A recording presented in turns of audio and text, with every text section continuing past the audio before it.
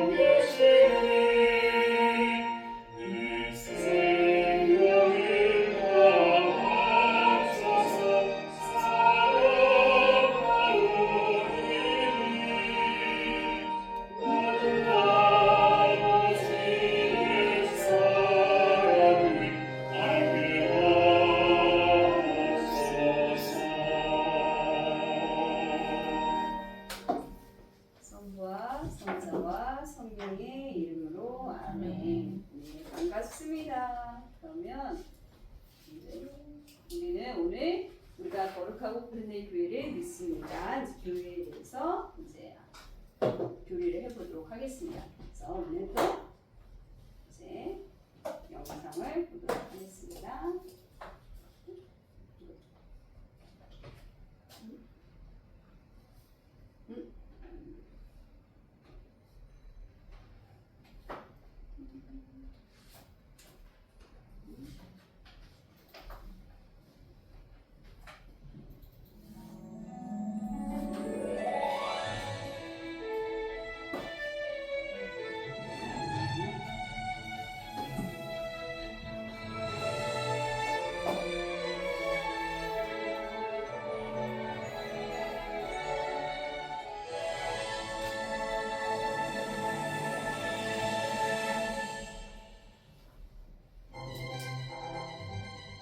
교회. 여러분은 교회하면 무엇이 떠오르시나요? 십자가, 성당, 성당에 모인 사람들, 교황님, 기도. 네, 개신교회요? 네, 우리가 자주 또 쉽게 만나는 교회의 여러 모습들입니다. 크게 보면 모두가 교회라는 말로 나타나는 것들이죠. 교회라는 단어 에클레시아는 그리스어 성경에서 한데 모인 이스라엘 민족 공동체를 의미하였습니다. 초기 그리스도교 공동체는 자신을 에클레시아라 표현하면서 예수 그리스도 안에서 하느님으로부터 부름받은 자들의 집회라는 의식을 가졌습니다. 즉 교회는 하느님께서 불러 모으시고 이에 응답한 사람들의 모임, 신자 공동체를 말합니다. 우리는 흔히 내가 하느님께 오게 된 것은 순전히 나의 판단, 나의 선택으로 이루어졌다고 생각하는데요. 아닙니다. 그건 잘못된 생각입니다. 하느님께서 먼저 우리를 부르셨기에 우리가 하느님 곁에 있을 수 있게 된 것입니다. 부모님을 통해서든 친구를 통해서든 아주 작은 사건이나 말 한마디를 통해서든 말입니다. 하느님께서 나를 부르시는 경로는 예측할 수 없고 셀 수도 없이 많습니다. 그렇다면 하느님은 우리를 왜 부르셨을까요? 그리고 그 부르심에 응답한 사람들의 모임인 교회는 왜 또 어떻게 시작된 걸까요? 하느님께서 우리를 부르시고 교회를 세우신 데는 우리에 대한 하느님의 지극한 사랑이 숨어 있습니다. 하느님께서는 당신의 창조 사업에 우리를 참여시키시고 또 친교와 사랑을 나누시고자 인간을 창조하셨습니다. 당신 닮은 모습으로 당신 손수 빚으시고 당신 숨을 부하고 불어넣어 주심으로 말입니다. 하느님의 지극한 사랑의 결정체가 바로 우리인 것입니다. 그런데 우리는 어리석게도 하느님과 같아질 욕심으로 선악과를 따먹고 하느님을 저버렸으며 하느님에게서 멀어져 갔습니다. 그러면서 하느님과 함께 있을 때는 없었던 죽음의 불안과 육신의 고통이라는 죄의 분해를 안고 살아가게 됐습니다. 하지만 우리를 지극히 사랑하시는 하느님께서는 우리를 그대로 내버려 둘 수 없으셨습니다. 다시 당신의 영원한 생명, 당신과의 친교와 사랑으로 이끄셔야 했습니다. 그래서 하느님께서는 참 사람이신 성자 예수 그리스도의 모습으로 우리에게 오셨습니다. 그리고 당신의 생명을 우리에게 내어주심으로써 우리도 함께 죽음에서 부활로 나아갈 수 있게 해주셨습니다. 당신 안에서 말입니다. 그리고 또 예수님께서는 당신의 희생 제사로 열리게 된 구원의 길이 땅끝까지 또 모든 민족들에게까지 펼쳐지기를 바라시며 사도 베드로를 시작으로 12사도를 뽑아 당신의 희생 제사와 구원 사업이 계속될 제도, 바로 교회를 만드셨습니다. 그리고 그 교회는 예수님께서 승천하신 후 미리 약속하셨던 보호자이자 인도자이신 성령께서 내리심으로써 세상에 그 모습을 당당히 드러내게 됐습니다.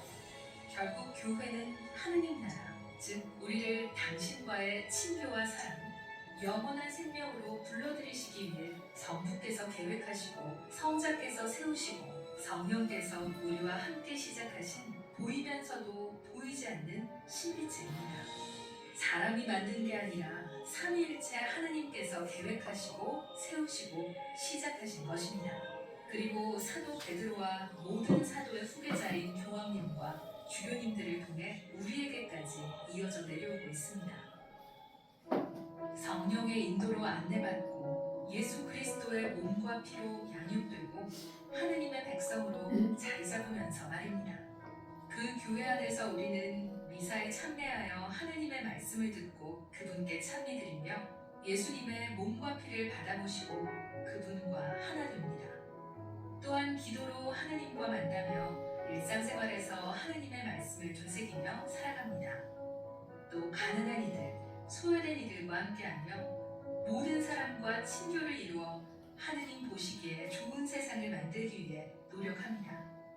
따라서 교회는 하느님과의 친교 안에 있는 하느님의 백성이고 예수님의 사업을 수행하는 그리스도의 몸이며 성령께서 머물며 이끌어주시는 성령의 궁전입니다.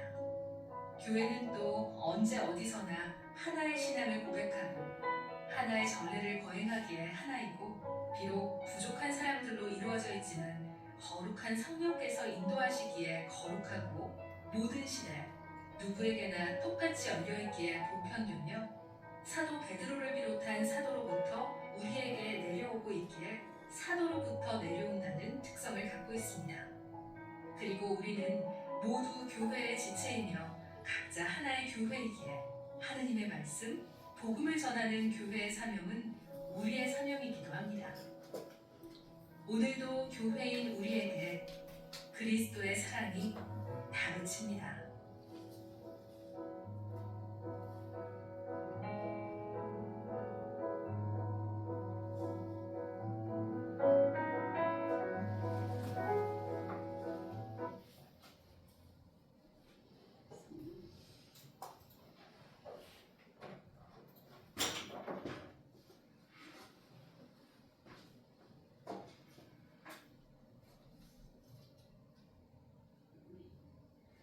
그래서 우리가 그 교회에 하면 이제 건물을 이게 떠오르긴 하지만 여기서 영상도 봤지만 우리 그 그리스도를 믿는 그 우리 한 사람 한 사람의 우리 신자들이 모여서 한 공동체를 이루는 것을 이제 교회라고 할 수가 있죠. 그래서 우리가 성부와 성자와 성령을 믿는 하나님의 목적 그 자체로서 그리고 교회를 믿나이다. 그래서 하나님 때문에 하나님의 근거로 인해서 우리가 이제 그 신앙을 고백하는 거죠. 그래서 이 교회가 그러니까 하나의 이제 우리가 모이기 위해서 어떤 하나의 장소가 필요하고 그렇기 때문에 어떤 성당을 짓고 또 교회를 또 건축을 이제 하는 이유기도 하죠. 그래서 여기서 이제 사진은 명동성당입니다. 여러분들이 여기가 이제 명동대성당 서울에 있죠. 그래서 여기는 한국에서는 두 번째 성당이에요. 성당으로. 첫 번째 성당은 중림동 성당입니다. 그래서 거기도 약간 고딩 양식으로 약간 되어 있고요. 그래서 드라마에 잘 나오는 성당이 바로 거기 중림도 성당이라고 할 수 있어요. 그래서 첫 번째 세워진 이제 한국에서 첫 번째 세워진 성당은 그 서부역 서울역 좀 뒤쪽 서부역이라고 하는데 그쪽이 중림동 성당이 그쪽이 자리 잡고 있고 이제 두 번째로 명동 성당은 우리 첫 번째 순교자 그러니까 그 강학회를 명령강학회를 아니 강학회를 하면서 그 학자들이 모여서 집회할 수 있게끔 중인 김범우 토마스 제가 한국천주교에서 그때 했듯이 그 중인 역관이었던 본인네 집에서 집회를 하면서 그 성경 교리를 배우고 우리가 책자 학문적으로 먼저 접했다 그랬잖아요. 그래서 그 책자로 같이 공부하던 그 집회하던 장소는 그 김범우 토마스라는 그 우리 중인 집에서 처음에 집회를 열었죠. 그래서 그 집의 자리가 명례방 옛날 그러니까 명동 자리에 옛날 이름이 명례방이라고 했다고 합니다. 그 지역 이름이. 그래서 그 명례방 그 김범부 토마스 형제 그 순교자의 집에서 처음으로 그 강학회를 했기 때문에 명동 그 자리에 명동 성당을 지은 거예요. 그래서 이제 저희 이제 하나님 때문에 하나님의 근거로 이제 교회를 믿는 우리 공동체가 이제 형성이 됐고 그리고 이제 예수님께서 준비해 두신 교회다. 왜냐하면 예수님께서 혼자 그러니까 하나님의 아들로서 혼자 그 하나님의 그 뜻을 전한 것이 아니라 혼자 하신 게 아니라 제자를 뽑으셨죠. 그래서 그 어부였던 그때 당시 갈릴레아 그 호숫가에서 그 어부로서 물고기를 잡던 그 베드로와 요한을 부르면서 이제 한 명 한 명씩 12제자를 뽑으십니다. 그래서 당신 곁에서 일하게 하셨죠. 그래서 그리고 그들에게 말씀을 전하게 하셨고 또 그들에게 마귀를 쫓아내는 권한을 주셨고 또 병자를 치유하는 그런 권한을 제자들에게 주셨어요. 그래서 이제 교회의 이제 창립을 예고한 것이 바로 이제 그 베드로 너는 베드로이다. 내가 이 반석 위에 내 교회를 세울 터인즉 저승의 세력도 그것을 이기지 못할 것이다 하면서 그 반석 위에 교회를 세울 것을 이제 첫 번째 사도인 베드로에게 그 위임을 하십니다. 그리고 또 부활하시고 나서 예수님께서 제자들에게 권한을 또 주시죠. 내 양들을 돌보라고. 그러니까 나는 이제 부활했는데 이제 나는 하나님한테 갈 거라. 내 아버지한테 갈 거기 때문에 너희들이 이 세상의 모든 그 신자들을 돌보라고. 그러니까 양들을 잘 돌보라고 또 권한을 위임을 하십니다. 예수님께서. 그래서 이렇게 두려움에 부활하고 나서 두려움에 떨고 있었던 제자들에게 이제 예수님께서는 내가 이제 하나님한테 간다. 아버지한테 간다. 그래서 내가 그냥 가고 끝나는 게 아니라 너희들을 보호해줄 그리고 내 협조자로서 성령을 보내줄 거라고 약속을 하시는 거죠. 그래서 그때 이제 다락방에 숨어서 떨고 이제 자기네도 잡혀갈지도 모르는 그런 두려움에 있었던 제자들 그리고 그때는 성모님도 같이 계셨어요. 그 다락방에 숨어있던 그 사람들 제자들에게 성령이 임하시죠. 그래서 그것을 오순절 50일 후에 이제 성령이 내립니다. 그래서 부활하시고 나서 열흘 후에 내리시죠. 그러니까 부활하시고 40일을 같이 계시다가 하늘에 올라가시고 그 다음에 이제 성령이 50일째 되는 날 성령 강림이 이제 이뤄집니다. 그래서 베드로의 말을 받아들인 이들이 세례를 받았고 그래야 해서 그날에 신자들이 3,000명가량 늘었다. 그러니까 처음에 이제 성령을 받고 제자들이 이제 두려움 없이 다 그 성령을 받은 예수 그리스도를 용감하게 이제 전파하기 시작합니다. 그래서 신자들이 늘어나서 거의 이제 성령 강림이 일어난 후에로 이제 신자들이 늘어나죠. 그래서 이 날이 바로 그 흩어져서 이제 교회에 사람들 모으기 시작하는 거예요. 그래서 그때부터 성령이 임한 그 시점부터 교회의 시작이 됩니다. 그래서 그 날이 교회 생일이에요. 그래서 부활하고 우리가 나중에 부활절 나중에 이제 성령 강림 대축일 때 그때가 바로 교회의 창립일이 됩니다. 그래서 성령으로서 이제 용감하게 이제 내 안에 성령이 오신 그 두려움 없이 그 용기를 이제 성령께서 주시는 거예요. 그래서 여러분도 이제 세례 받을 때 물과 성령으로 세례를 받으시는 거예요.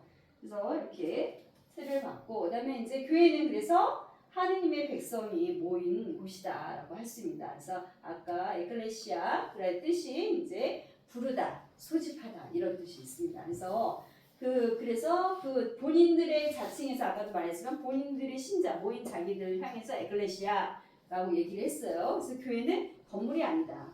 우리 하느님 그리스도를 믿는 백성들을 이제 교회라고 할 수가 있는 거죠. 그래서 하느님께서는 사람들을 서로 아무런 연결 없이 개별적으로 거룩하게 한 사람 한 사람만 거룩하게 한 게 아니라 모두를 구원하시려 한 사람만 구원하려고 오신 게 아니라 오직 사람들이 백성을 이루어서 우리가 다 공동체를 이뤄서 진리 안에서 하느님을 알고 그리스도 알고 그리고 당신을 거룩히 섬기도록 하셨다라는 게 이제 우리 교회 현장이라고 이제 그 의미를 적어놓은 책이 있어요. 그 현장이 뭐 우리가 우리 국민 그 현장 이런 것처럼 어떤 그런 우리나라 백성에 대해서 그런 것들 적잖아요. 그런 것처럼 교회에도 이런 현장이 있습니다. 그래서 거기에 구항에 그렇게 우리가 교회 안에서 명시를 하고 있죠. 그래서 교회는 바로 이런 그 당신의 거룩하게 당신을 섬기도록 공동체가 섬기도록 하는 것이다라고 얘기하고 있습니다. 우리 여기 읽으셨어요? 여기도 나오는데 책에도 나옵니다. 104페이지.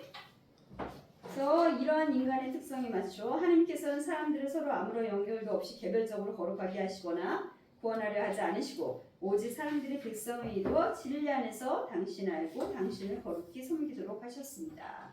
고연 교회의 현장 구항이 나와 있습니다. 그래서 우리가 그 공동체 안에서 서로 친교를 이루고 그리스도의 말씀을 나누고 우리가 신앙인으로서 성숙해 가는 거죠. 그래서 구약과 신약의 개념이 조금 틀린데 우리 구약에서는 어떻게 하나님 백성을 그렇게 알 수 있었는가 하면 우리가 그 첫 번째 하나님께서 인격적으로 만난 그 이스라엘 조상 중에 첫 번째 그 믿음의 조상으로서 우리들 이 아브라함을 시작으로 해서 우리가 믿게 된 거죠. 그 아브라함은 하나님께서 선택하신 분인데 인격적으로 하나님께서 먼저 오세요. 그래서 그러니까 말씀하시는 거예요. 가족과 친족과 모든 것을 버리고 내가 보여줄 땅으로 가거라. 그렇게 명령을 하십니다. 그래서 그 말씀을 아브라함이 듣고 자기가 살던 곳을 떠나서 가나안이라는 곳으로 하나님께서 보여주는 땅으로 떠나죠. 그래서 거기에서 오랜 기간 동안 믿음을 하나님께서 단련을 시켜서 어떻게 하냐? 너무 백세의 아들을 얻어요. 이삭이라는 아들을. 근데 그 아들을 또 하나님께서는 시험해 보시고자 이 아브라함의 믿음을 시험해 보자 그 아들을 바치라고 합니다. 제물로.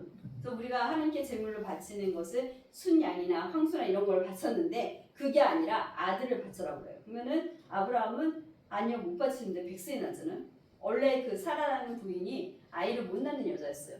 근데 하나님께서 네 몸에서 아이가 낳을 것이다 라고 얘기를 해주시고 그걸 믿고 아브라함은 맨 처음에는 어떻게 내가 나이가 이렇고 자기 아내를 보는데 못 믿었어요. 그러나 하나님께서는 있을 것이다 해가지고 정말 그 부인이 아기를 그래서 낳아서 낳은 아이가 아브라함이 100살 때 그 이삭을 가집니다. 근데 그때 그러고 나서 얼마나 애주든지 키웠겠어요. 근데 어느 정도 컸을 때 하나님께서 나타나서 다시 그 아브라함에게 이삭을 바쳐라 얘기를 했는데 이 아브라함은 그 피정을 제가 한 거예요. 이번에 우리 성경 하는 분들하고 아주 긴 강의를 거의 3시간 넘게 아주 너무 깁니다. 그래서 이제 간략하게 그 아브라함 믿음에 대해서 얘기하는 거여서 근데 그 아브라함은 고민을 하고 그러다가 자기 부인한테 얘기를 했어요. 부인이 야만도주 했겠죠. 어떤 아들인데 그거를 바치라 죽이라는 거죠. 제물을 바치라는 거는. 근데 그게 참 하나님의 뜻은 아니었고 어쨌든 그런데 그 아브라함은 하나님께서 뜻하시고 하나님께서 주신 아들이기 때문에 왜냐면 자기가 아들을 못 낳을 건데 하나님께서 주신 아들이잖아요. 못 낳을 아이를 기적적으로 하나님께서 주신 거예요. 그러니까 하나님께서 주셨으니 내가 하나님께 다시 공허하는 마음으로 순명하고 그 아들을 번제물로 죽이려는 순간 하나님께서 천사가 나타나서 아브라함아 이제 죽이지 마라. 하나님께서 너를 이제 시험 왔으니까 그래서 다시 그 바칠 제물은 마련되어 있다라고 얘기를 해줍니다. 그래서 그 믿음, 그러니까 그냥 하나님께서 말씀했는데 믿고 그 자기가 살던 이루었던 그 땅을 버리고 그 아버지도 버리고 다 끊고 자기의 가족들만 데리고 떠나는 그때가 75세였거든요. 75세에서 가나안 갔다가 이집트 갔다가 그 여정이 엄청 긴데 100살 때 또 아들을 귀하게 낳은 100살 때 얻은 아들을 또 하나님께 바치는 그래서 그 믿음으로 인해서 믿음의 조상이 되는 거예요. 우리 신앙인들의 그래서 그 믿음의 조상이 그 아브라함이 가졌던 그 믿음을 하나님께서 상속자로 아들을 주시고 구원해 줄 거다. 너네 그 민족을 많게 하고 땅을 주고 그런 약속을 하세요. 그런 약속을 아브라함에게 합니다. 그래서 나는 너와 너 사이에 그리고 내 뒤에 오는 후손들 사이에 대대로 내 계약을 영원한 계약으로 세워 너와 내 뒤에 오는 후손들에게 하느님이 되어주겠다. 그러니까 이 아브라함을 생각해서 그 밑에 자손들에게 다 그 후손들에게도 내가 하느님이 되어주겠다는 거죠. 상속자가 되어주겠다. 그래서 그게 이제 우리가 신학에 와서 예수님이 대신 그 아브라함 대신 아브라함이 이제 그 이삭을 바쳤잖아요. 그러니까 하나님께서 그 우리의 죄를 구원하기 해주기 위해서 예수 그리스도를 보내주시죠. 그러나 하나님께서는 아브라함 아들은 살아났잖아요. 근데 하나님의 아들은 희생제물, 우리의 구원을 위해서 죄를 위해서 속죄 제물로 죽음을 당하시죠. 십자가에. 그리고 이제 그런 계약을 이제 그 구약 때 아브라함을 이제 해서 했고 그 다음에 또 이스라엘 백성하고 계약을 하셨던 또 하나는 이제 너희가 내 말을 듣고 내 계약을 지키면 너희는 모든 민족들 가운데서 나의 소유가 될 것이다. 이렇게 구약 시대에는 이제 이렇게 하나님께서 먼저 아브라함에게 다가오셔서 먼저 약속해 주시고 먼저 복을 주고 땅을 주고 후손을 줄 거라는 그래서 대대손손 그렇게 나를 믿게 될 것이라는 것을 구약에서 했던 그 약속을 이어서 신약에 가서도 우리가 세례를 받음으로써 우리가 그 하나님의 백성이 되고 자녀가 됐잖아요. 그래서 그렇게 연결이 됩니다. 그래서 옛 계약을 이제 신약에 와서는 옛 계약을 새 계약을 풀상을 해줄 거라는 그 예언자를 통해서 구약의 또 예언자를 통해서 말씀하십니다. 보라 그날이 온다. 주님의 말씀이다. 그때 나는 이스라엘 집안 그 아브라함의 집안이요 유다 지방과 그 아브라함을 또 쭉 내려와서 유다 지파까지 내려갑니다. 그래서 남북으로 갈라졌는데 거기에서 유다 지파까지 내려오죠. 그래서 그 유다 지방의 다윗 가문 왕의 그 후손이 바로 예수 그리스도인 거예요. 그래서 유다 지방과 새 계약을 맺겠다. 이제 또 다른 새 계약을 맺겠다. 해서 이제는 나는 그들의 가슴에 내 법을 율법이요 내 법을 넣어주고 그들의 마음에 그 법을 새겨주겠다. 그래서 그리하여 나는 그들의 하나님이 되고 그들은 나의 백성이 될 것이다. 라고 이제 나의 백성임을 다시 한번 새 계약을 맺어 주십니다. 예언자들을 통해서. 그러고 나서 이제 이어서 구약에는 그렇게 예언자를 통해서 끊임없이 하나님의 백성이다 너희들은 그래서 그렇게 계약을 해주셨다면 이제는 완전하게 우리를 그때 구약 시대의 사람들이 그래서 메시아를 계속 기다렸어요. 계약 하나님의 백성으로서 메시아를 기다렸는데 그 메시아가 바로 하나님의 아들인 예수 그리스도를 이제 신약에 와서 이제 로마 시대에 와서 이제 예수님이 탄생함으로써 이제 구원자로서 우리한테 오신 거죠. 그래서 그때 그리스도가 뭐로? 피로 맺은 새 계약을 이제 하나님께서 이루어 주십니다. 그래서 지난번에 우리 미상통상문 보았을 때 너희는 이것을 받아 먹어라. 그렇죠? 이는 내가 흘리는 피다. 너와 새로운 계약을 하겠다는 걸 우리가 그 미사 때마다 그거를 기념하는데 그거죠. 그래서 예수 그리스도께서 그 아브라함을 통해서 이삭을 바치라고 했던 그것을 그 속죄 제물로 바치라고 했는데 결국에는 그 후손을 계속 많게 하기, 네 자손에서 계속 후손이 불어날 거라고 해서 이삭을 살려주시죠. 죽게 안 놔두시고. 근데 그 후에 정말 우리의 구원을 위해서 예수 그리스도는 목숨을 잃게 되는 그러니까 인간을 사랑하셔서 그래 내 아들을 죽여서까지 너희들의 죄를 용서해 주마 해서 이제 그리스도를 그 피로 맺은 계약을 하나님께서 우리와 함께 하시는 겁니다. 그래서 이자는 너희를 위해 흘리는 내 피로 맺는 새 계약이다. 예수 그리스도의 피로 죽음으로써 우리랑 다시 한번 하나님께서 계약을 하시고 백성으로 우리를 삼으시고 자녀로 삼으시고 그리고 우리를 구원해 주시는 역할을 이제 그리스도를 통해서 하신다는 거죠.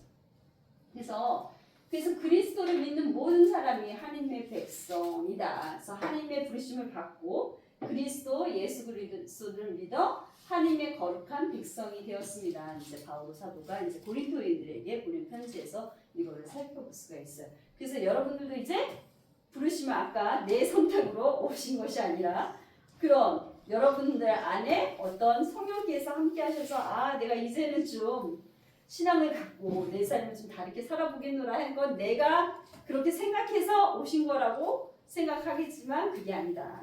그래서 하나님께서 다 여러분들을 이곳으로 이끌어 주셨기 때문에 지금 이제 교리 공부를 하실 수 있는 거죠. 거기에는 나의 응답도 이제 협조도 들어가야. 아무리 이제 그렇게 여러분들에게 마음을 가봐요 이런 마음을 불러주겠어도 내가 난 아니야 아직 아니야 그러면 부르심을 응답을 안 하신 건데 그런 부르심을 받아들여서 가봐야 되겠다 이렇게 응답을 하신 거예요 여러분들이. 그래서 저도 마찬가지고 그래서 우리가 그러면서 이제 세례 이제 여러분들이 받으면 하나님의 자녀로서 백성으로 이제 세례를 통해서 되시는 거죠. 그래서 우리 책에서도 좀 나와 있는데 그래서 예수님께서는 그래서 뭐라고 표현했냐 자기 제자들 관계 그러니까 우리 그리스도를 믿는 우리들과의 관계를 포도나무에 이렇게 부유를 많이 하셨어요. 성경에도 나오는데 나는 포도나무다. 그리고 그 포도나무에 가지가 다 있잖아요. 거기에서 가지가 붙어 있어야 그 가지에서 열매를 맺잖아요. 포도가. 근데 그 나무에 가지가 붙어 있지 않으면 열매를 맺을 수가 없죠. 그래서 그런 것처럼 너희는 내 가지, 내 포도나무 나에게 붙어 있어라. 그래야지 너희가 영원한 생명을 누릴 수 있다라는 거죠. 나는 포도나무요, 너희는 가지다. 내 안에 머무르고 나도 그 안에 머무르는 사람들은 많은 열매를 맺는다. 너희는 나 없이 아무것도 하지 못한다라는 거를 비유를 이제 하시는 거예요. 그래서 포도나무가 없으면 가지면 어떻게 있을 수 없잖아요. 떨어져 나와서 죽는 거죠. 그래서 아무 열매도 맺지 못하는 거죠. 그만큼 우리는 그리스도와 한 몸이 되어 있는 삶이라는 것을 이제 비유로 예수님께서 얘기를 하십니다. 그래서 교회는 그리스도의 몸이다. 그래서 그 몸에 우리는 지체이다라고 얘기를 합니다. 그래서 교회는 그리스도의 몸으로서 모든 면에서 만물을 순박해 하시는 그리스도로 충만해 있습니다. 여러분은 그리스도의 몸이고 한 사람 한 사람이 그 지체입니다. 그래서 그리스도를 통해서 우리가 그 옆에 있는 각 지체들이기 때문에 하나의 몸을 이룬다고 할 수 있죠. 교회는. 그래서 우리가 어떤 사람은 팔의 역할을 하고 어떤 사람은 발의 역할을 하고 어떤 사람은 머리의 역할을 하고 어떤 사람은 눈의 역할을 하고 해서 모든 공동체 교회 군대에서는 그리스도 몸으로 해서 각자의 지체 역할을 이제 하고 있다라고 얘기를 합니다. 그래서 그들이 모두 아까 우리 성가 때 불렀던 것처럼 요한복음 17장 21절에서 예수님께서 기도를 하십니다. 그들이 모두 하나가 되게 해주십시오. 아버지께서 제 안에 계시고 아버지는 누구예요? 성부예요. 예수님께서 기도하시는 거예요. 제 안에 계시고 제가 아버지 안에 있듯이 그들도 우리 안에 있게 해주십시오. 그러니까 아버지와 나, 성자, 예수 그리스도, 성령 우리 안에 우리 모두 일치를 할 수 있게끔 해달라고 돌아가시기 전에 기도를 우리를 위해서 하시는 거예요. 그래서 나로 인해서 내가 이제 죽었어요. 순환받고 죽어서 이제 아니시잖아 죽으면. 그러면 얼마나 혼란스럽겠어요. 이 제자들이 예수님을 믿고 따랐는데 그 지도자가 없어졌어. 스승이 없어졌어. 그러면 각자 그냥 또 제 갈 길을 가고 그렇게 됐어요. 우선 두려워서. 근데 그럴 거를 뻔히 아시기 때문에 기도하시는 거예요. 그들이 하나 되게 해주십시오. 내 안에 있고 아버지가 내 안에 있듯이 그들도 서로 내가 없더라도 하나가 될 수 있도록 그들을 해달라고 기도를 하시죠. 그래서 한 지체가 고통을 겪으면 모든 지체가 함께 고통을 겪습니다. 한 지체가 영광을 받으면 모든 지체가 함께 기뻐합니다. 그러니까 내가 팔이 하나가 아파요. 그러면 내가 온몸이 아픈 것 같잖아요. 그렇죠? 그러니까 어떤 한쪽의 고통이 이제 그 교회 안에서도 누군가가 아프면 한쪽에서 예수 그리스도 아프고 하나님도 아프고 또 우리도 누군가가 공동체 안에서 나랑 별개라고 생각해서 우리가 하나님의 자녀라면 같이 함께 고통을 느낀다는 거죠. 그래서 그런 대신 같이 기쁜 일도 같이 함께 하나님께 영광을 드리는 그래서 우리는 그 한 지체이다. 그리스도를 몸으로 해서 그래서 교회는 한 백성으로서 모여져 있는 공동체이라고 명시를 해주고 있습니다. 그래서 그리고 또 아까도 말씀했지만 그 성령으로 인해서 제자들이 용기 있게 세상을 나간 거예요. 그렇기 때문에 교회는 성령의 성전이다. 성령께서 함께 하시는 성전이라는 거죠. 그래서 성전이 거룩한 그 장소라는 뜻이잖아요. 성전. 그러니까 우리가 성당이라고 말하는 것이 이제 어떤 장소를 말을 하죠. 그래서 그 거룩한 성전이 이제 바로 성령의 성전이다. 그러니까 성령이 없으면 그냥 죽은 교회인 거죠. 그냥 교회는 그 성령으로 인해서 창립이 됐고, 왜냐면 성령으로 인해서 제자들이 그 박해 시대에도 용감하게 순교하고 그리스도를 전하면서 마지막까지 순교를 하셨습니다. 베드로도 그렇고 바울 사도도 그렇고. 그래서 그러면서 이제 예수님께서 떠나가시면서 제자들에게 얘기를 하죠. 내가 세상 끝날까지 언제나 너희와 함께 있겠다. 내가 비록 하나님께 가지만 승천하지만 나는 너희와 끝날까지 너희와 함께 있다. 그 함께 있겠다는 존재는 뭐예요? 성령인 거죠. 우리가 보이지 않아요. 그렇죠? 하나님 보이지 않고 예수님이 이제 보이지 않습니다. 돌아가셔서 이제 부활하시고 승천해서 하늘나라로 가셨으니까. 근데 너희와 함께 끝까지 있겠다. 너희와 함께 있겠다라는 건 이제 성령을 통해서 우리가 내 옆에 항상 하나님이 계시고 예수님이 계시고 그것을 우리에게 느낄 수 있는 체험들을 신앙 안에서 이제 해 주신다는 거죠. 그래서 우리는 살아계신 하느님의 성전입니다. 그래서 어떻게 해요? 우리가 이제 세례를 받고 예수님을 모시면 내가 한 사람 한 사람이 하느님의 성전이 되는 겁니다. 그래서 우리가 하느님 모실 때 어때요? 내 한 사람이 하느님 모시고 성령이 내 안에 있고 아버지이신 하느님이 내가 안에 있으면 내가 한 삼위일체 하느님을 모시고 있는 거예요. 그렇다면 내가 바로 하느님의 성전이 되는 거죠. 그래서 이렇게 이제 그 사도 바울과 교회 공동체인데 그렇게 얘기를 하셨고, 그 다음에 그래서 이제 성령의 역할이 그래서 진리의 영께서 오시면 너희는 모든 진리의 안으로 이끌어 주실 것이다. 그러니까 뭐야? 진리는 하나님의 말씀인 거예요. 그러면 그 하나님의 말씀으로 이끌어 주시면 우리가 성경을 이제 읽으면서 나중에 이게 나에게 주시는 메시지가 있는데 나에게 맞는 삶에 맞게 나의 각자에게 다 틀려요. 한 똑같은 성경 말씀도 똑같이 다 나눔을 이렇게 하라고 하면 똑같은 그 말씀 나눔이 안 나와요. 그러니까 다 그건 뭐예요? 각자에게 내린 성령께서 느끼게끔 각자에게 해주신 거예요. 그래서 성경이 살아있는 하나님의 말씀이라고 하는 게 그 이유입니다. 그래서 2000년을 넘게 지금 얼마나 성경을 많은 사람들이 읽었겠어요. 근데 그 사람에 맞게 하나님께서는 그 사람에게 맞게 말씀을 주십니다. 진리를 알아들을 수 있도록 해주십니다. 누가? 성령께서. 그래서 성령께서 이루시는 일치와 친교. 그래서 우리는 유다인이든 그리스인이든 종이든 자유인이든 그때 옛날에는 뭐예요? 유다인들은 그리스도를 믿지 않았어요. 예수님을. 그렇기 때문에 오로지 아직 메시아가 안 왔어요. 주이시들은.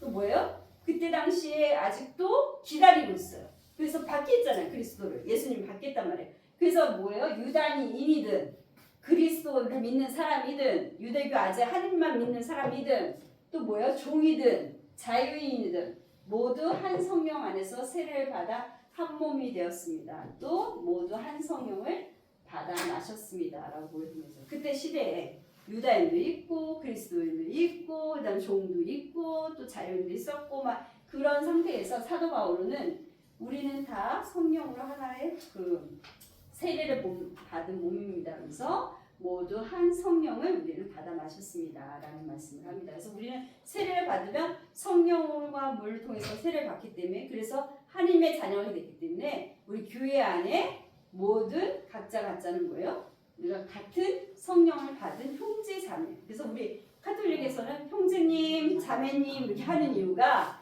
이 성령으로 인해서 세례를 통해서 우리가 한 가족이 된 거예요. 하나님의 자녀가 된 거예요. 그래서 모두 형제님이고 자매님이고 서로 우리는 뭐예요? 성령으로 하나로 묶여진 가족인 거죠. 그래서 우리가 혈육으로 피로 맺어진 관계는 가족이잖아요.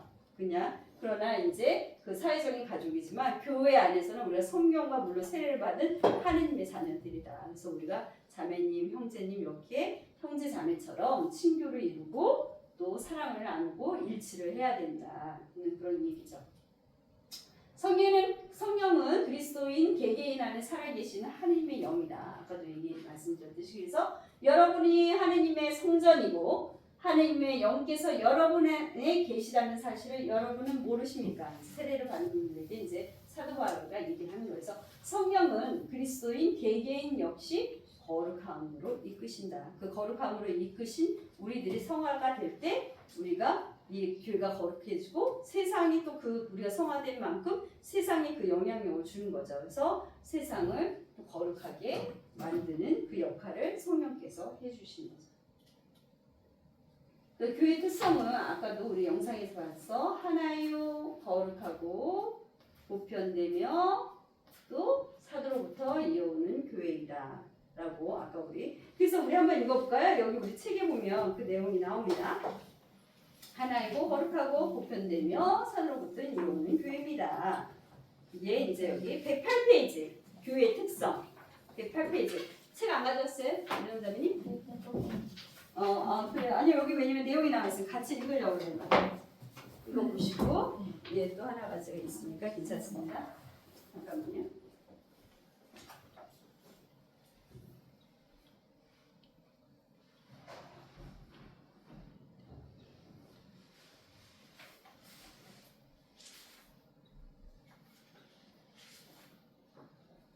페이지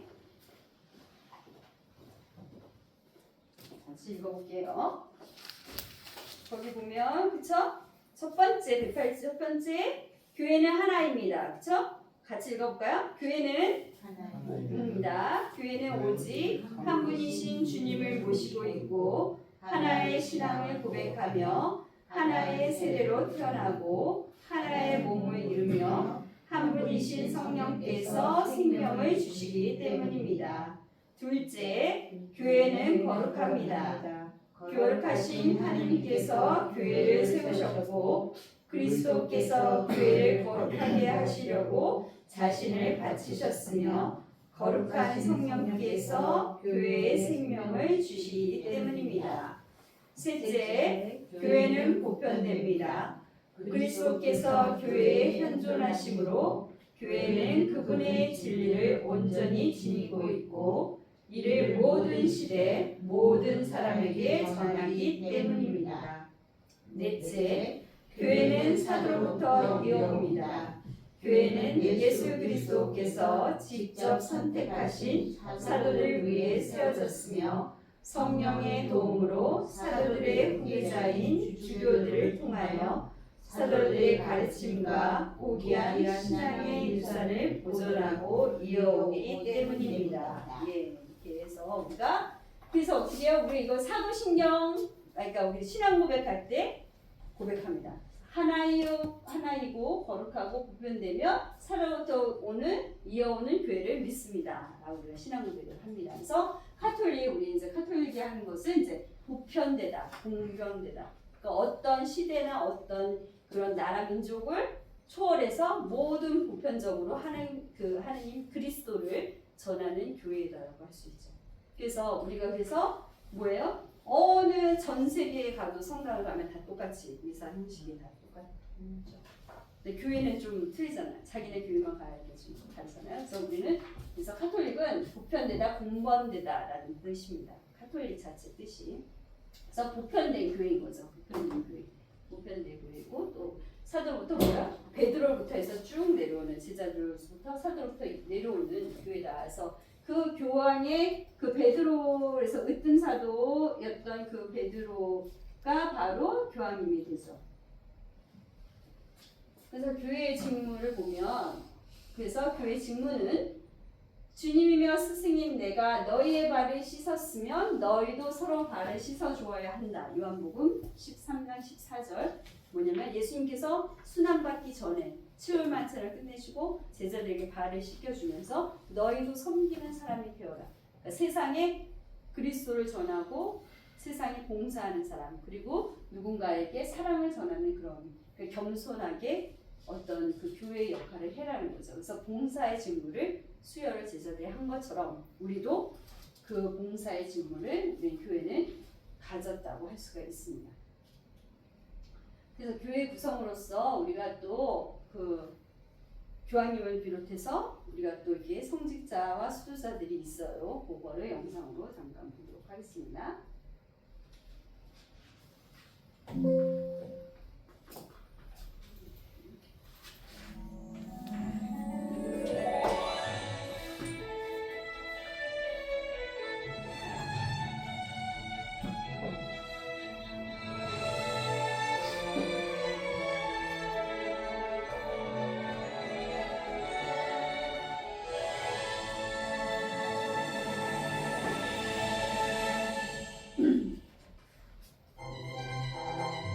교황, 추기경, 대주교, 주교, 신부, 부제, 수녀, 수사, 평신도. 신앙생활을 하면서 우리가 자주 만나는 단어들입니다. 많이 들어 알만한 것도 있지만 가끔 들어 낯선 것도 있습니다.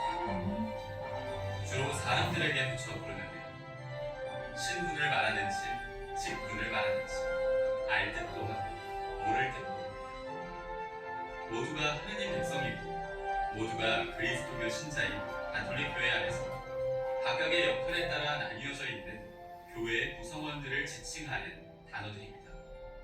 언뜻 보면 좀 많고 복잡해 보이는데요. 알고 보면 간단하고 그리 복잡하지도 않습니다. 자, 그럼 지금부터 정리해 볼까요? 하느님의 백성, 곧 그리스도교인들은 하는 일에 따라 크게 성직자와 수도자, 평신도로 나뉩니다. 성직자는 교회 안에서 성사 집전 등 거룩한 교역을 맡은 사람들인데요. 서품을 통해 훈계를 받은 사람들로 주교, 신부, 부제로 구성되어 있습니다. 이를 교계라고도 하는데요. 기원은 예수님께서 세상 마지막까지 지속될 교회를 세우시며 사도들에게 사람들을 가르치고 성화하고 다스리는 특별한 권한과 임무를 부여하신 데 있습니다.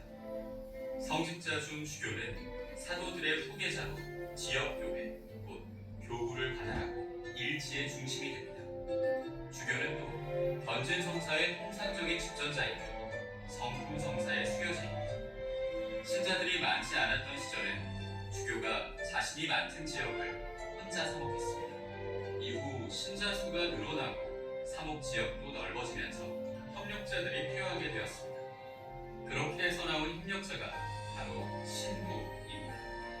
신부는 주교에게서 본당 공동체의 직무나 일정한 교회 임무를 부여받습니다. 미사를 거행하고 성사를 집전하며 교리를 가르치고 본당 공동체를 이끌고 봉사합니다. 또한 노약하고 나약한 이들, 병자들, 임종자들을 보살피며 가난한 이들과 고통받는 이들에게 특별한 관심을 기울입니다.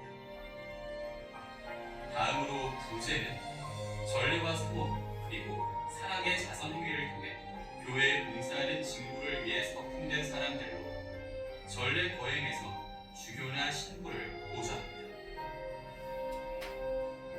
그럼 교황과 추기경, 수도자에 대해서도 알아볼까요? 교황과 추기경은 모두 주교단에 속합니다. 특히 교황은 주교단의 단장입니다.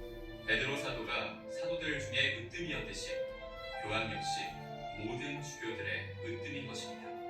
또 부활하신 예수님께서 베드로 사도에게 내 양들을 돌보아라 라는 당부를 남기셨듯이 교황의 임무 또한 모든 신자가 진리 안에서 자유롭게 신앙생활을 하고 주님 안에 머물 수 있도록 보살피는 것입니다.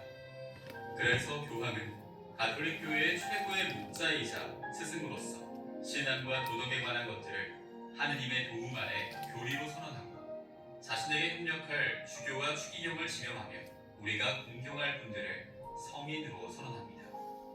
그리고 교황은 전례 양식을 새롭게 도입하거나 변경, 폐지할 수 있으며 공의회를 소집해 주재하고 폐회할 수 있습니다.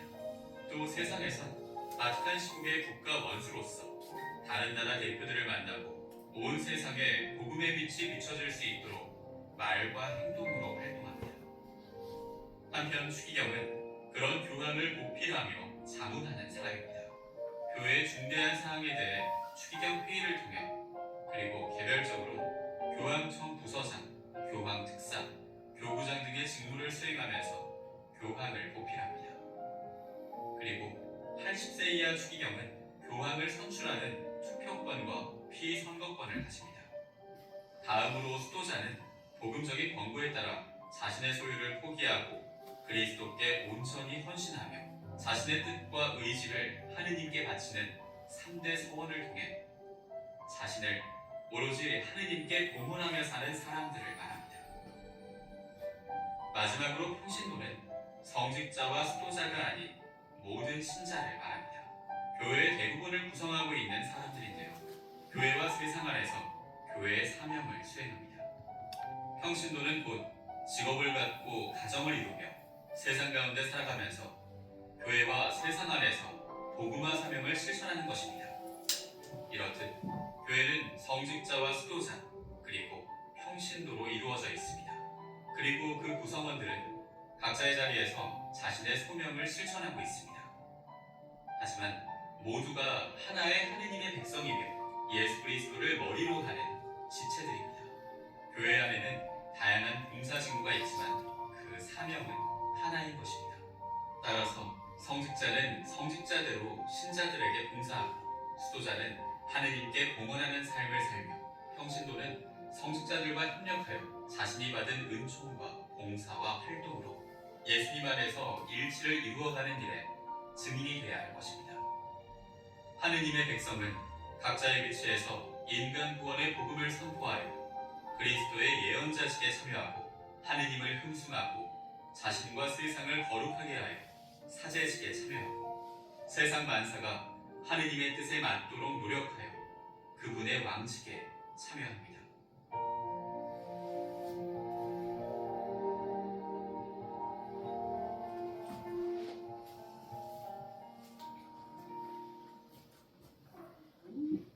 구성이 되고 있습니다.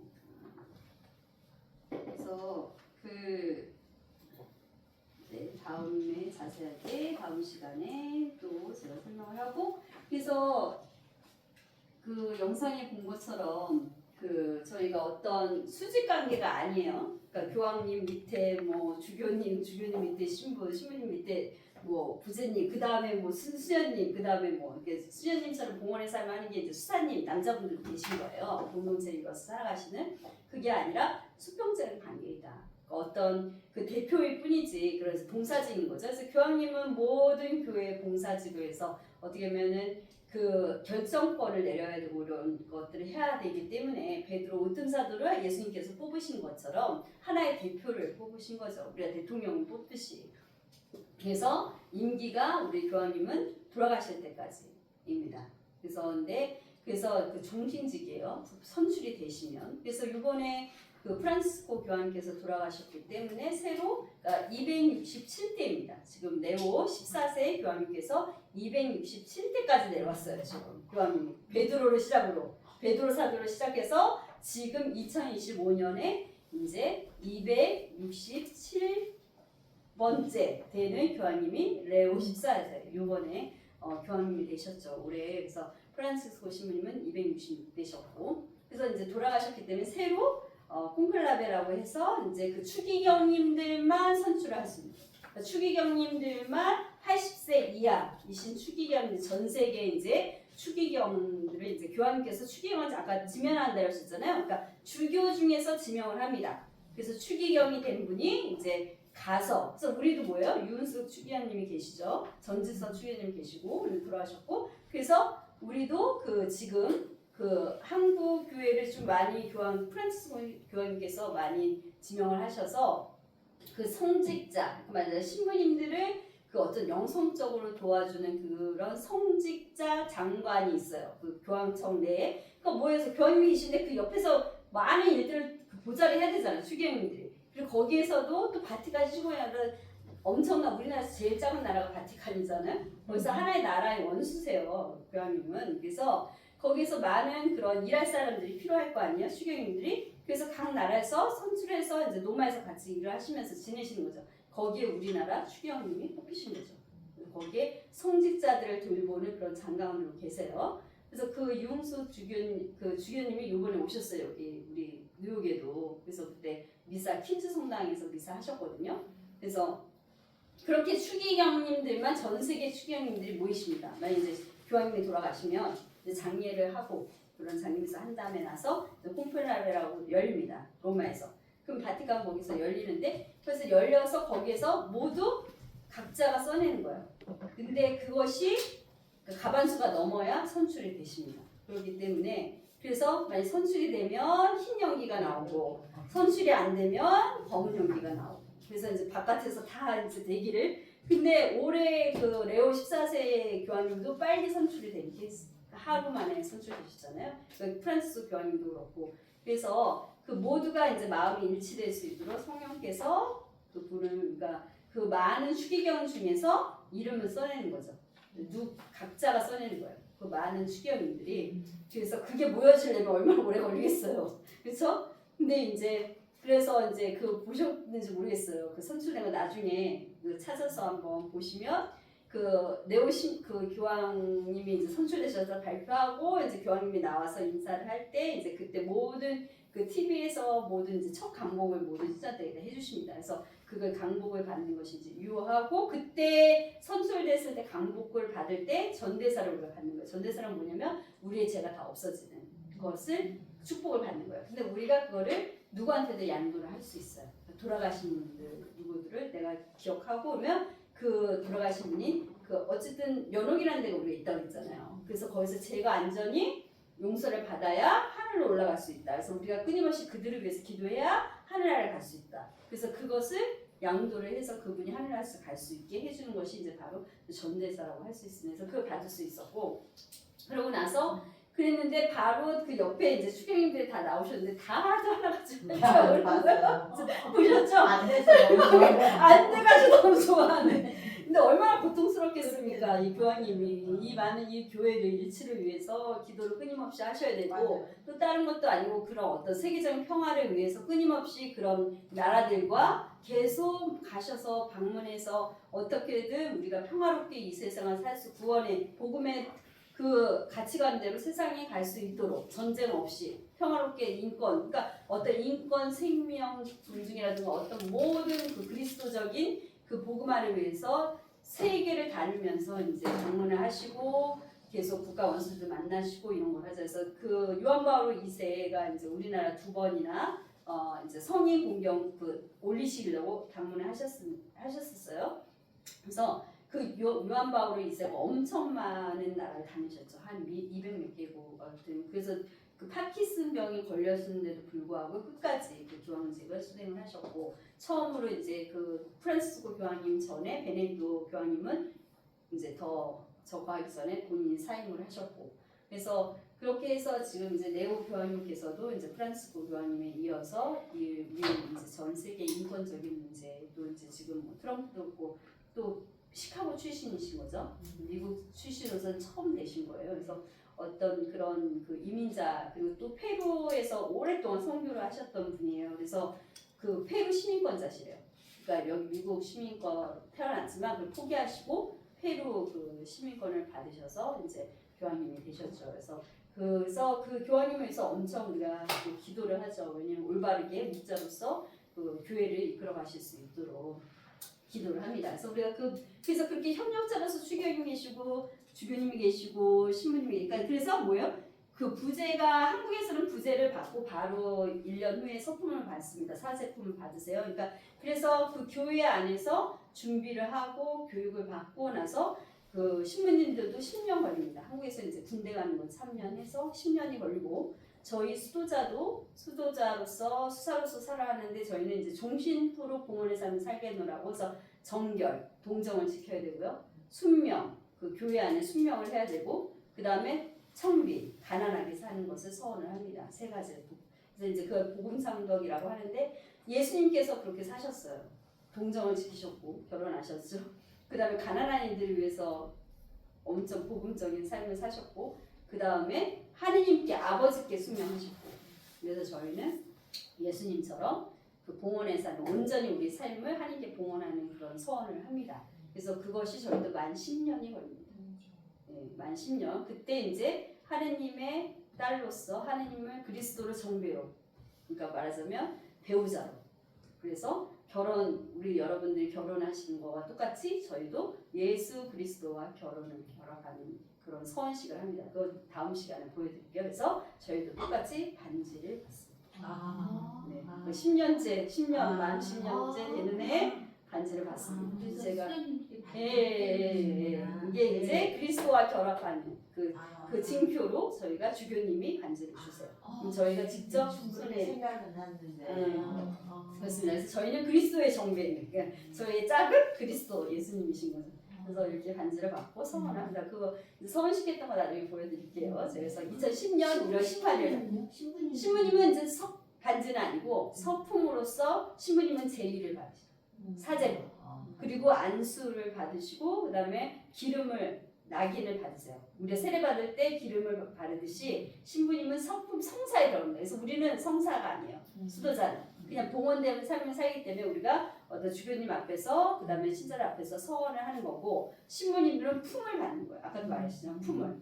대리자로서. 그래서 어떤 성사권을 집행할 수 있는 품을 받습니다. 그래서 그런 공부를 하고 그런 성사권을 주교로부터 안수를 받고 그 다음에 기름으로서 성품을 이제 수품을 받는다고. 그러니까 서품을 해주는 거고 받은 품을 주는 거고 주교님들 그러면 그거를 품을 받는 거예요. 수품. 그래서 신부님들은 수품을 그러니까 성사를 그래서 친성사에 성품 성사입니다.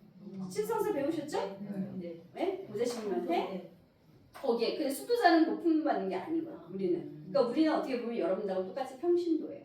근데 우리는 똑같은 평신도인데 동정을 지키면서 공동체를 이뤄서 하나님께 봉헌되는 삶을 사는 거죠. 그래서 결혼 안 하고 그 다음에 하나님께 순명하면서 가난하게 그걸 누구를 위해서 그리스도를 전하기 위해서 세상에 또 그리스도를 전하기 위해서 기도하고 수덕생활하는 수도자면 돌을 닦는 거죠. 돌을 닦아가는 사람입니다. 그러니까 그 완덕을 향해서 덕을 향해서 예수님을 닮아서 그렇게 살아가는 역할을 이제 하는 거죠. 그래서 신부님들은 청빈성원을 안 하세요. 그러니까 정결, 독신으로 살아야 되고 카톨릭은 아직까지 독신으로 살아합니다. 결혼 못합니다. 우리 수도자들은 결혼 못하고요.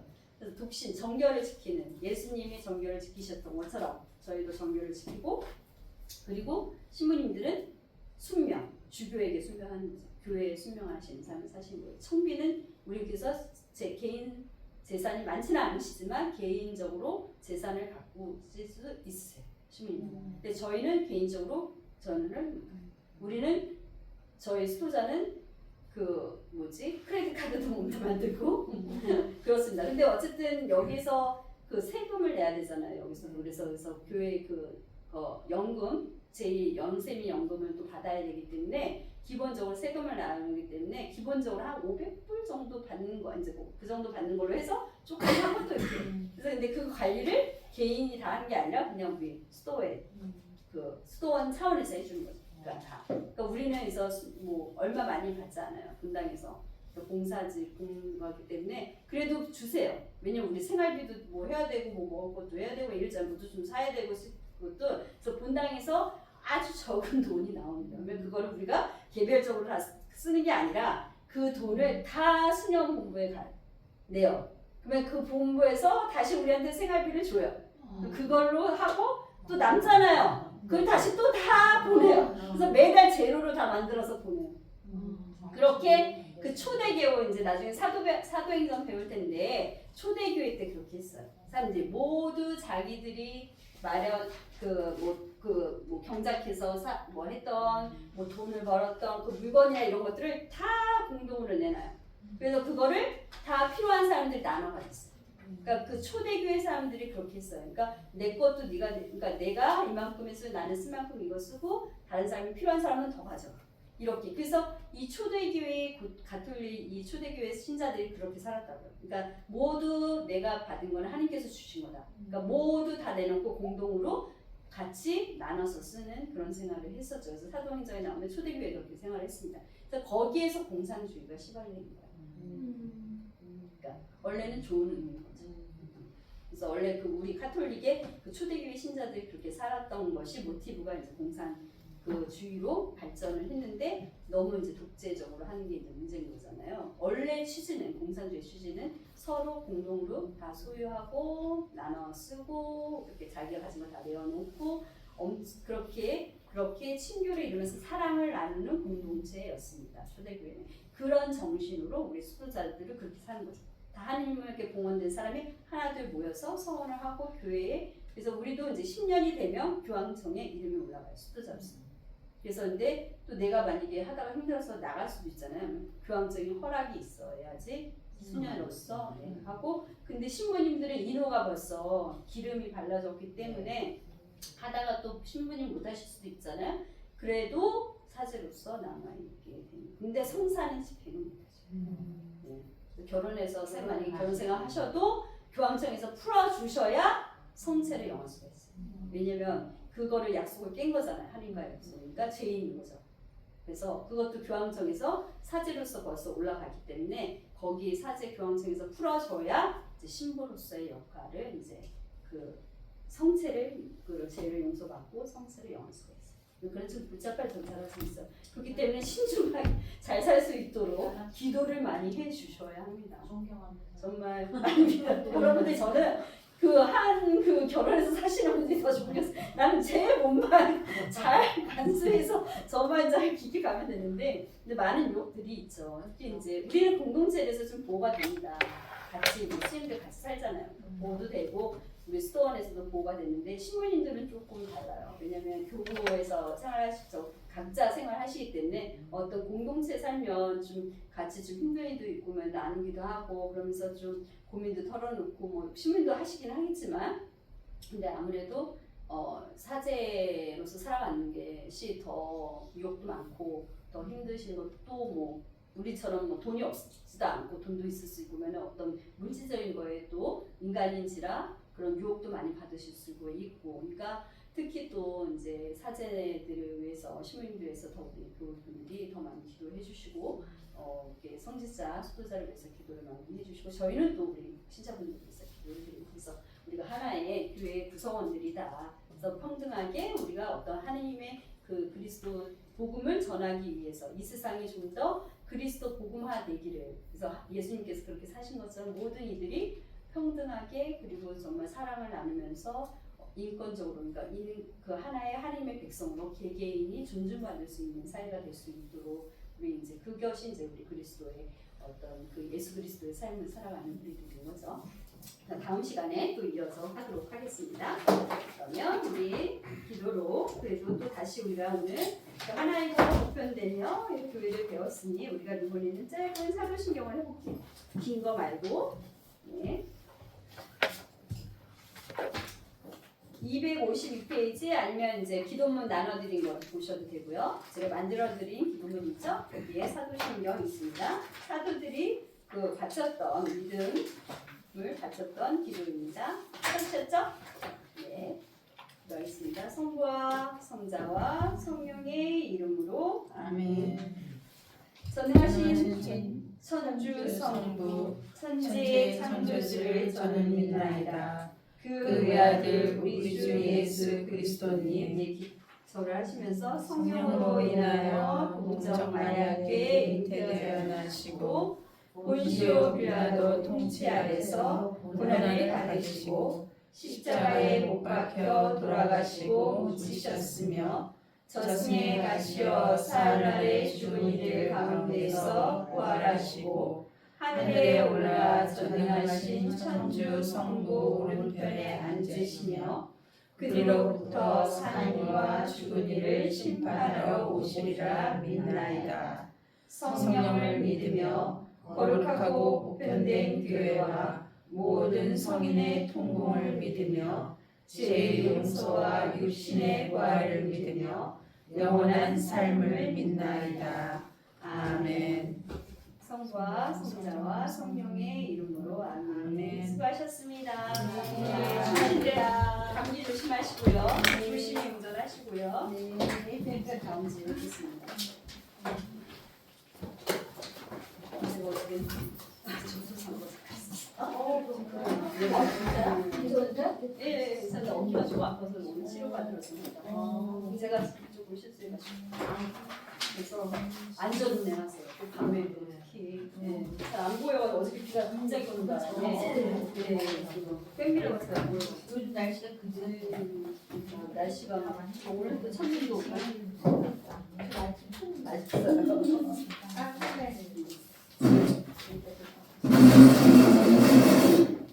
그래도 안 다치게 너무 감사하죠. 희망이 저거만이 안 돼서. 그래도 후유증 있어요. 네, 그래가지고 지금 근육이 그래서 카이로프 그래서 어깨가 좀 아파오더라고요. 카이로프 지금 아직 모르시죠? 네. 그래서 오늘 갔다 왔어요. 카이로프.